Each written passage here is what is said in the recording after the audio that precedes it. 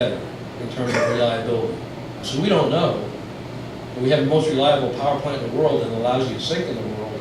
You now spend $2, $3, $4 billion for nothing. So it's very important to see how Petronova works. Very important to see how Boundary Dam works. And it will be important as well to see how Kemper works. Is there any hope? I think there may be some hope for coal. Not today, but in the future.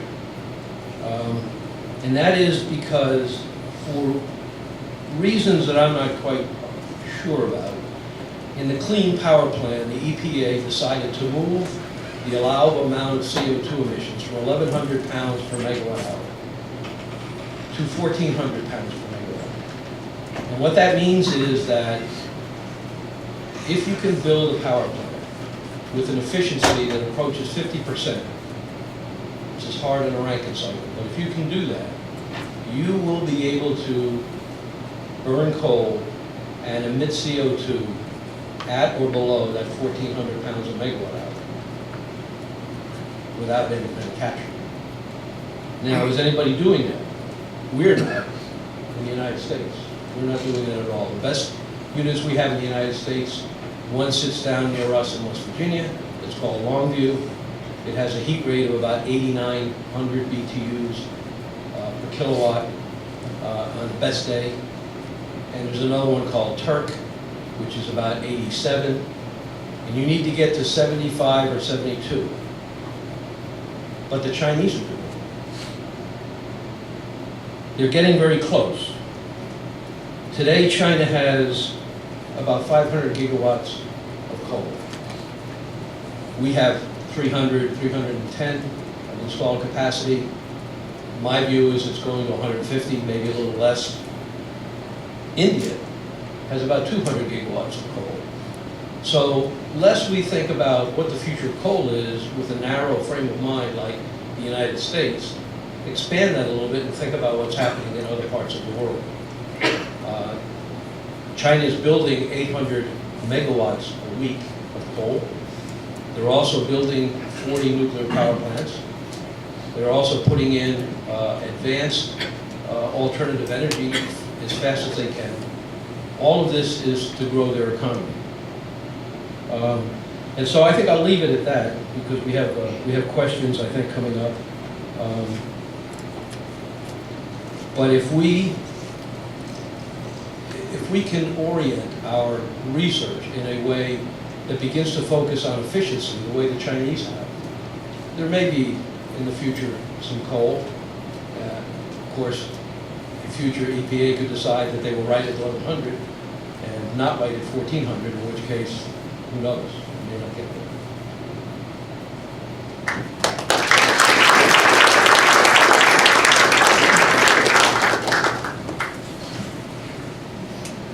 Now we'll try to open it up for some questions. There's a mic, I believe, and anyone would like to use it.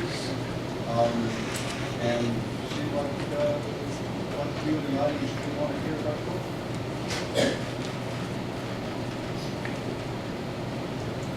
Just introduce yourself, please. And yes. My name is Gunnar Eskelin. I'm at the Norwegian School of Economics. In Norway, we have tried to develop CCS, and I think we found it wasn't as easy as we thought. An interpretation of this happening in Norway is that CCS is a defense line for owners of fossil fuels.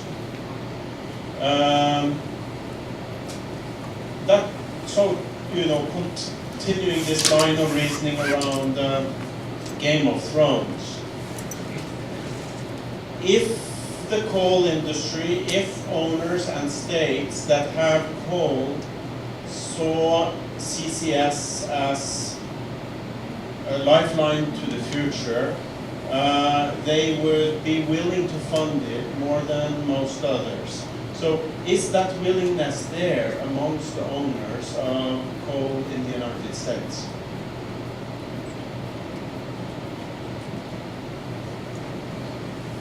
I've never watched Game of Thrones, but I might be able to answer the question. If you're talking about the owners of coal reserves, In the US, the answer is they're not willing to invest a lot of money in it, which gets to my last slide, they need to be. If you look at it internationally, some of the international coal companies, while they're also hurting, they have been more supportive of CCS projects. If you're talking about the power industry in the United States, there are some, NRG being one of them. There are others that are supportive of CCS. But it's not overwhelming support by any means because it's expensive. And I guess the third and final point I would make is that if you look at the 2-degree scenario number and you look at it on a global basis, in my view, we cannot get there as a globe. We can't get to the 2-degree scenario without CCS unless there is a significant game-changing technological advancement in renewable energy, and I don't see that on the horizon. So therefore, CCS has to be part of the solution. But even globally, it's woefully underfunded. I'll just add to Steve, I think you need, a company that's integrated at all levels to, to have that interest in, like you said, it's a fence line solution for the power plant, and the coal providers, unless they see incentive to invest in the technology, they likely won't. Steve make a great point that they need to, if they want to continue to develop their market, they need to become a lot more interested in funding that and providing R&D. I don't have anything to answer, to respond to in terms of what they said, but I do want to mention one thing to you. We should, just for fairness, tell everybody that in Norway, the Sleipner project has been in operation for 8 years, sequestering CO2 at the bottom of the ocean, in deep saline aquifers, and doing very well. And a lot of the data that we in the United States look at in terms of the safety of sequestering CO2 is coming out of that project.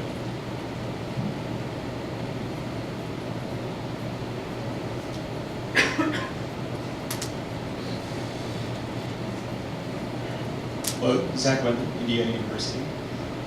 So some of this has a particular domestic flavor. There's a lot of concern about carbon leakage through coal exports from the United States to other places where coal will not get burned in as efficient plants. And would this sustain coal a little bit longer given the lifeline if we do see increased coal exports, or if that's not going to happen, why don't we have projections of other countries using our cheap coal that we're not going to use?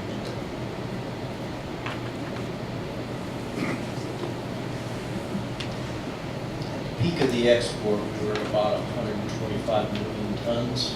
We're down, I think maybe we'll be at 70 or 80 million tons this year. So average over the last 10 or 15 years, maybe we saw somewhere between 80 and 100 million tons of export. So while there is leakage, if you will, it's not terribly significant when you look at it on the global scale. Exporting coal is not the promise for the coal industry because there's limited export capacity in the United States, and it is highly unlikely that we're going to be building significant export terminals in California, Oregon, or Washington State where you need to move the coal to the Pacific Rim, especially Powder River Basin coal. Maybe it happens down in Mexico. But I don't think it's going to be significant. So I don't think we're going to see a big step change in the amount of coal exported in the or out of the United States, especially when you look at what Australia and other countries are doing with respect to their exports. Yeah, I definitely agree with you that on a life cycle basis, if you had to put together a perfect system, though, you would likely want to get coal that has higher BTU content to some of these lower efficiency plants overseas, and on a kilowatt hour basis, you would have lower CO2 impact. So you know, if you were trying to design a perfect system where you're lowering your emissions per kilowatt hour, you want to provide all the coal units with the best possible coal you can. And right now you have a lot of lower BTU content coming from Australia and Indonesia that's supplying some of these lesser efficient plants. So on a life cycle emissions basis, it would probably be a wash once you included all of the transportation emissions and getting it there, but it would probably be slightly better to do it that way.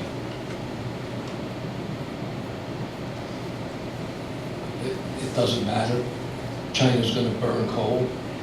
They'll get it from where they can get it.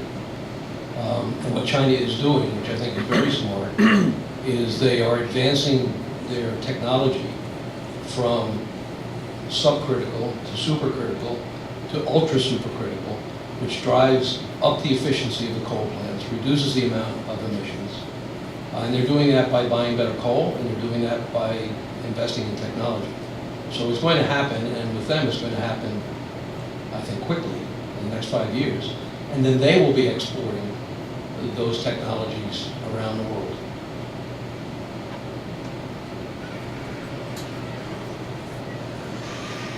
John Holding, Independent Analyst. I'd just like to ask the three of you a little challenge. Given the consensus, the terminal decline of coal and power generation, what if a breakthrough in CCS would occur, from wherever, but maybe somewhere else in the world, but it came forward and was viable? What would be the deadline year for such an occurrence to save coal from its ultimate decline?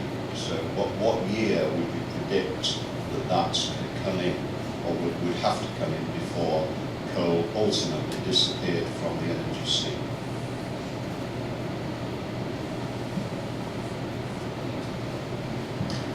Well, first, I don't think that coal is going to ultimately leave the energy scene, at least in a time frame that I might care about, which is maybe 20 or 30 years. By then I'll be in a nursing home, and won't know any different. But over the next, let's call it 15 to 20 years, coal doesn't go away here in the United States. It certainly doesn't go away globally. It declines, and we'll see the bankruptcies and the restructuring in the industry. And I think once that settles out, and the economy, global economy, starts to recover, which it will eventually, I think you'll see people making a lot of money in U.S. coal. It'll just be at maybe 500 million tons instead of 1 billion. And then to the second point of your question, I don't think there is a time frame necessarily, at least not one that I can see through my crystal ball. Because I think we, as a globe, if we're going to continue down this path of trying to get to 2 degrees or 3 or 4, wherever it turns out to be, but some level of reduction of 4 parts per million CO2, I think that's going to take a lot longer than we right now project, and I think that buys a lot of time for coal. Likewise, it also buys a lot of time for other technologies. Step changes in efficiency, in lighting, in heating, in transportation, and all of those things. So I think it's a horse race right now. I think coal technologies and CCS for the moment are behind in the horse race, but I still think it's a horse race, and I think there's an opportunity for coal to recover. But money needs to be put towards that recovery. I think the point about a horse race is a great one in that, all of the other technologies, prices, their costs are coming down as well. So if we want to do another movie reference, the Back to the Future, the Mr. Fusion thing, if everyone had a Mr. Fusion in their house, then there would be no need for any centralized power plants anymore. So it's things like that, as the kind of science fiction things become more reality, you have these central plants that may be less viable. But from the Department of Energy's perspective, you know, our goals are geared to the 2025 timeframe to have the technologies heavily demonstrated that allow CCS to compete robustly in the market. So if you're looking for a number, 2025 is what we would is what we're shooting for. But you know, again, it may be that it needs to be a lot sooner than that to really compete. Well, I have two answers. First answer is it would be the date after which large-scale storage is available, so that renewables don't have the intermittency problem. And that's being worked on. The other smart alecky answer I have is that there are a lot of places in the world today that are really working on trying to solve the carbon capture problem inexpensively. And though I'm not going to name names, but I have seen technologies that are now at the pilot, not the pilot level, bench scale level, which if they succeed from bench scale to pilot and then pilot to large demonstration, will in fact be able to capture carbon at less than $10 a ton. Today, capturing carbon, capturing it in a power plant is about $60 a ton. $10 a ton ain't bad when you look at what might happen with the price of gas or what happens with other forms of electricity, other forms of fuel. The issue will be then, what do you do with it when you capture it? And we don't have a lot of information on that at this point.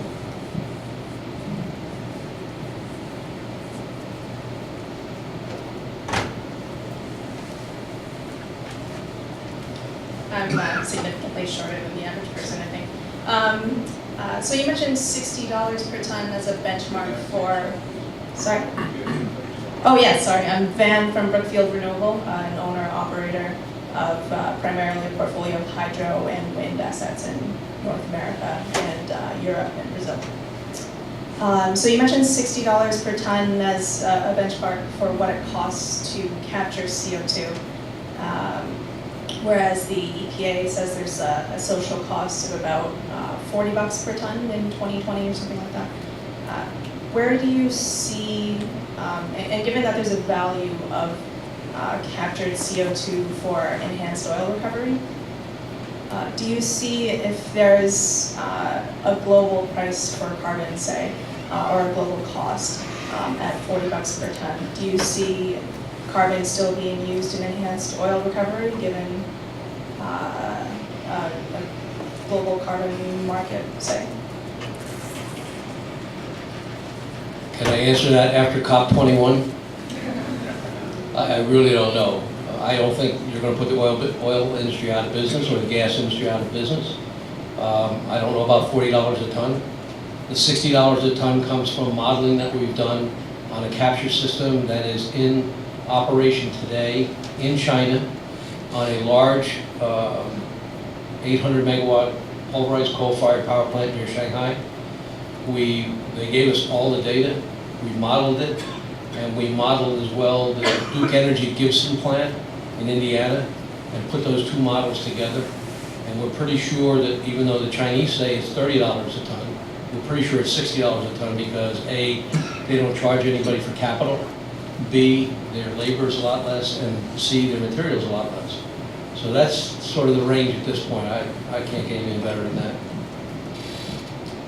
Well, it's a great point about the social cost of carbon, and hopefully the economists in here will dig this. You know, if you start putting a $40 per ton CO2 price at these energy models, you don't get anywhere near a reduction down to a 2.5 degree temperature rise. So there's kind of a disconnect in my mind between the models that develop this social cost of carbon at a $40 per ton and then plugging those into some integrated energy market models to see what that does to actual CO2 emissions, and it doesn't drive the level of CO2 emissions you would think you would need if you're adequately characterizing the social cost of carbon. I'm not an EOR expert, so I'll pass on that part of the question. what they said. Anyone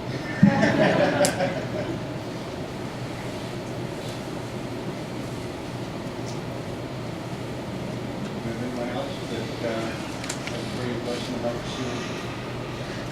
I guess I have a second question. This is more related to the U.S. in particular.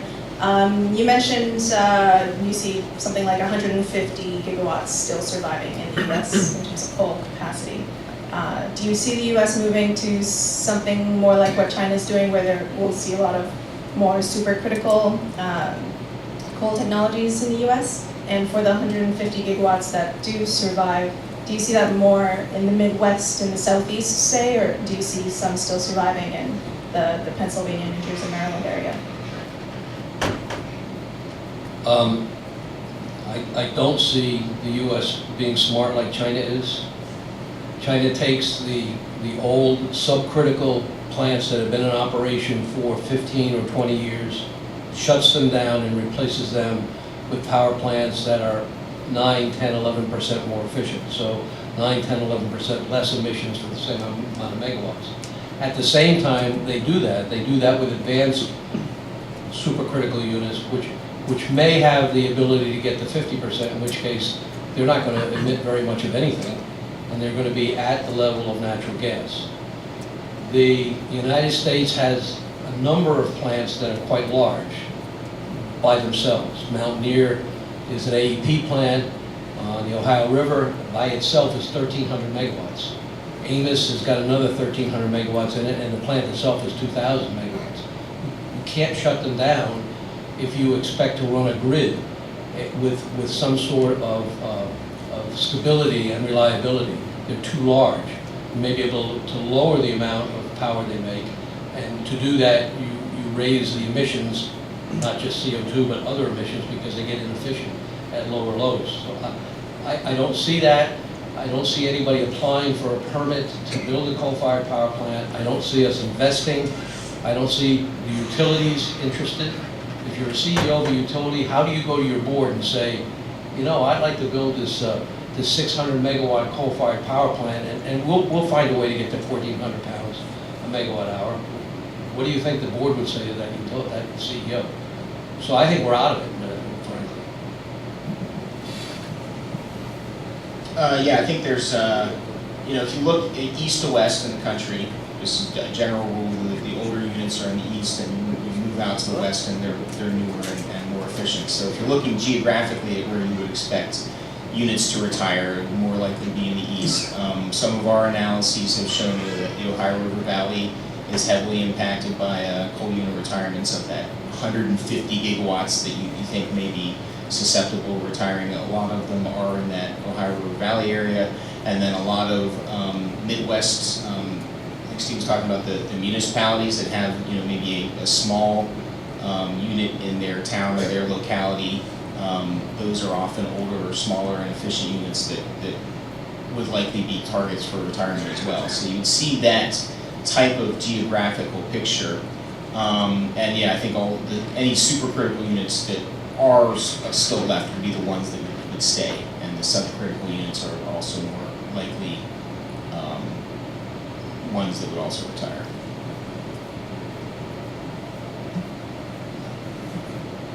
Hi, I'm Julian Silk. I work in this area. I'm at UMUC. I guess this is a question primarily for Mr. Wood here. You mentioned the Chinese advanced plants. I think you're talking about the advanced ultra supercritical ones they're building or trying to build. Supposedly they have problems with corrosion, this austenitic steel problem, and I'm just wondering if you could go into it a little bit more detail on it. Well, I don't have a chalkboard, but I'll try and articulate it. What the gentleman is discussing is that higher temperatures and higher pressures require metallurgy which is more robust than the metallurgy that's used in lower temperatures and lower pressures. We have a very rigorous testing program in the United States. If we want to develop metallurgy which is satisfactory for ultra supercritical is beyond, say, 2050, 1050, 1050 degrees Fahrenheit. we generally look at it as 700 degrees centigrade and above. And to develop materials that are good for that, ASME, the American Society of Mechanical Engineers, requires a long and involved testing process where the ability to manufacture the material is found out, the ability to work with the metallurgy so that you can manufacture something with it, and the ability to weld it is all part of this testing protocol. Could last years. Chinese, on the other hand, are more devoted to establishing a higher cycle and deciding later whether or not the material they're using is adequate. Although I will say that in the ACTC, this thing that we're doing with the federal government, the Chinese have offered a number of plants in China to run the kinds of tests that ASME requires with metallurgy that they're developing and with metallurgy that's available in the United States, because we can't get plants in the United States to do that. The problem that occurs if you use a material that isn't suitable for the temperatures and pressures is that there's a corrosion mechanism. It happens on the outside, on the inside of the boiler, and the corrosion mechanism causes the tubes to fail. And usually, and the reason I don't get excited too much about 50-year-old power plants and so forth in the US is that these metals that we use in the US are good for 150 years. That's not the issue. In China, they will take the step forward without doing the testing that we would do in the US. They'll take the failure. They'll see that the metal isn't good enough, they'll replace it and try with some other metal. But in the program that we're doing now, they've offered some plants up, and we may see them begin to look at 750 degrees, 800 degrees. They've got coupons and material that they want to use in there, and if they get there, they're where we want to be, and they'll be using coal.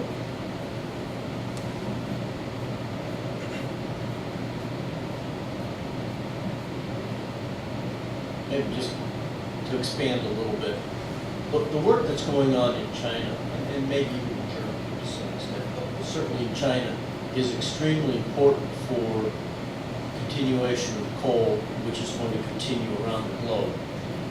When I think about the U.S. and the U.S. market, and then maybe this is just me being pessimistic, I've all but given up on any new coal in the next decade. So when I think about what the United States needs to do, and in particular the coal industry, I start thinking about the next generation technologies, the chemical looping, supercritical CO2 break cycle, those types of technologies, as opposed to ultra supercritical, which maybe we'll build a couple here in the United States, but won't happen anytime soon. And if it does, it'll be using probably Chinese technology according to the United States.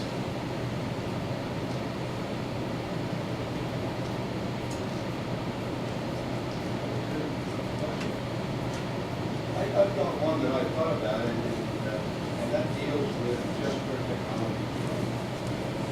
You see, oh, I'm sorry. Okay. I have another question for them that I would like to see addressed, and that deals with where technology is really going in the U.S. I've been in China, but I got back from China Sunday. I was in one of the newer power plants. Their rate of emissions on virtually everything is extremely low. Probably one of the higher capacity plants and the lower emission plants in the world. So they are making tremendous strides. We think about China, I think, as what we saw in China 15 years ago. What we saw in China 15 years ago is probably not even operating anymore. So I think that what we see there is an ability to experiment, and Jim has certainly done that. I think everyone has been involved with what we see in China. So I think that we're going to figure out how to do some of these things. But I'd like to know where we see the technology in the U.S. and the actual ability to implement it for some of the scenarios that we look forward to. Are we going to be able to do it here, or are we going to import it? Well, we may be able to figure it out here, but remember, when you capture the CO2, what are you going to do with it? We haven't figured that out yet. And nobody is going to go and compete with natural gas. It's just not going to happen. if you have to build 800 megawatts to service a community, you're not going to do it with coal. You're going to do it with natural gas. That puts research at a disadvantage. It makes the things that Chris and NETL do very important, because if the federal government refuses to fund that kind of activity, it's not going to be funded out of the private sector. It is being funded in China, vast scale. China wants to go immediately to demonstration, to his point. They'll build an ultra supercritical plant before they know exactly whether or not it's going to work right. And today, when I go to China, they say, okay, let's go build a 300 megawatt plant that does this or this or this. And I go, where are we going to get the money? Well, we have the money. We just need the technology. So I just don't see it. I don't see that we're going to get anywhere close to where they are. It's like nuclear. We haven't built. We're building a plant globally. Okay, so we're building a couple of nuclear units in the U.S. And Sandy Cooper is adding one, and yet TVA just got permission to go ahead and load fuel in theirs. But we haven't built anything new for a long time. Chinese are building 40 plants. There's where the technology is. You can't get to where you want to get to on any of this unless you can do live scales. I think the point about natural gas is a great one with respect to CCS. Coal provides, in the U.S., the coal industry and our infrastructure is going to provide us with some great demonstration and deployment, some small deployment opportunities. But what's going to happen is that in the U.S. and around the world, we're building large capacities of uncontrolled, so no CCS, natural gas combined cycle. If we get 40 years down the road and realize that a very significant, on the scale of 80% CO2 reduction is necessary, those natural gas combined cycle units are going to need to be controlled for CO2. So you're left with a large, similar to the coal situation today, you have a large fleet of existing assets that you need to figure out what you want to do with. And 40 years from now, that may be a large fleet of natural gas combined cycle units that still have value as units. You don't want to have them stranded assets. If you have the technology of CCS available to deploy on those units, you've salvaged the value of them in meeting very restrictive CO2 limits.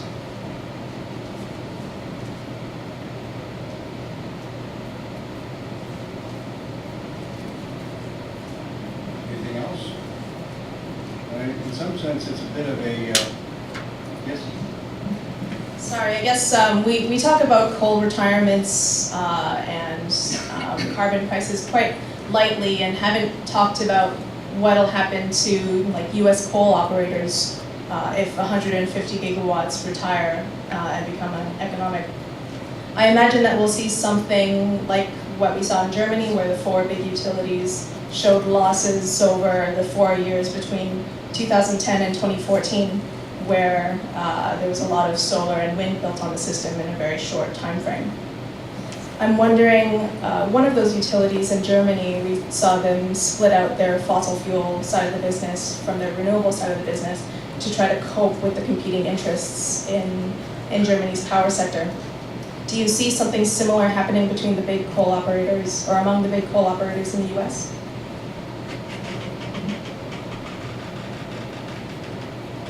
Yeah, we're already seeing it. We've got a couple that are in bankruptcy or Chapter 11. They'll restructure. There's going to be some mergers in all probability in the coal sector, and there will be some number of players, less than we have right now, coal operators I'm talking about. When, again, like I said before, when the market settles out, they'll be able to get a return on their investment, and they'll do quite well. The other part of your question, though, I think really addresses the power generation sector. And we are seeing, and have seen, but continuing to see, integrated power generation utilities that have generation, transmission, and distribution, putting their generation up on the block, selling it. And that's where the NRGs come into the world. I think there will be a lot of private equity. In fact, I think there will be private equity coming into it's already in the power generation, but I think we're going to start seeing it in the coal sector as well. And so they won't be publicly traded companies so much anymore. There'll be private equity in there, buying up generating assets, picking the wheat from the chaff, and it'll be the same in the coal sector. Yeah, I think the one thing that, you know, a large amount of retirements do for the coal and power markets is make those units that are left that much more valuable to their owners, their operators, and the system. So, you know, although some of the projections are showing about half of the existing fleet retiring, that doesn't necessarily mean that half of the coal consumption is going to go down. Some of the models are showing that the remaining units that are, you know, the cream of the crop at that point will operate even more of the time, and, you know, maybe coal consumption will only go down by a quarter or a third instead of a half. But, you know, it's the whole process of destructive capitalism where, you know, what you're left with as far as coal mining companies and the coal units that are left are, those are the best ones that are left.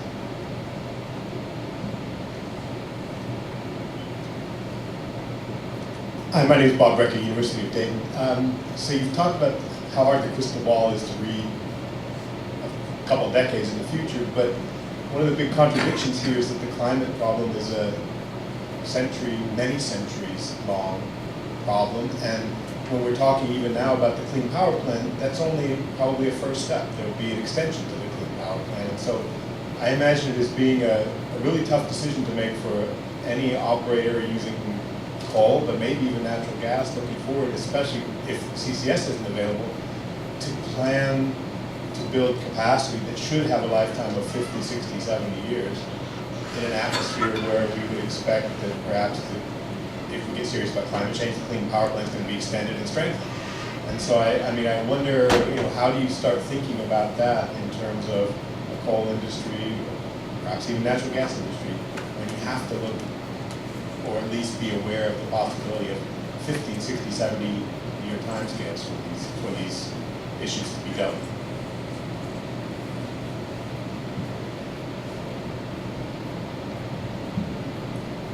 I think you punt and you go to natural gas, because nobody's crystal ball is that good to know what's going to happen in 50 or 60 or 70 years, but the asset that you build will very likely have that type of a lifespan. So you weigh it out, and you're going to be putting in the lowest cost asset that you can to meet your need. And right now, I think that's natural gas. Of course, wind and solar and demand side management. I think we're going to see wires companies, utilities, spending a lot of capital on demand side management. It provided that the utility commission allows them to get an ROI on that, and if that happens, then we'll see capital flow toward that. And of course, that's relatively risk-free capital. But beyond making a decision over the next 5 years on what you're going to need for 50 years, I don't know how any company can look into the future with that much clarity. So they choose the least damaging capital investment under a very ugly scenario where we are now down to wanting to reduce 80 or 85% of CO2 emissions. Ugly from their perspective. I'll just add that's a big reason that the R&D that NETL does is, you know, kind of we demand a large cost share by our industry partners to you know, help them provide that hedge against the future whether CO2 regime or fuel prices or whatever, but it helps provide their input into the process as well.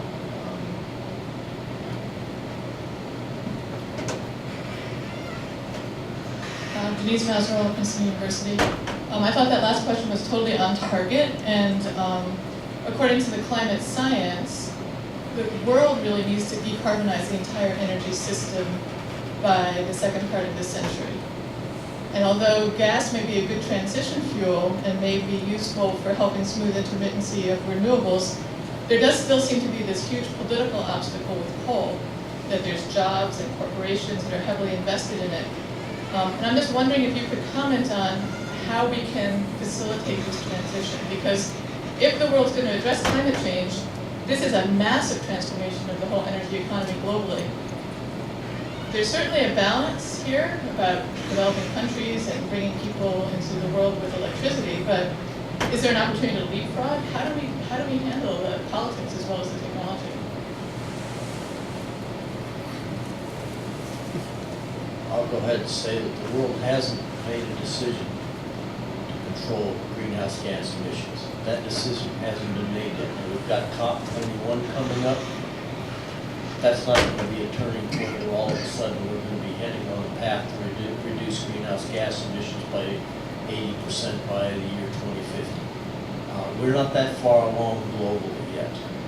And so what happens then, of course, is that industry, people out there producing coal or natural gas or burning that fuel or driving your automobile or using your refrigerator or your microwave or whatever,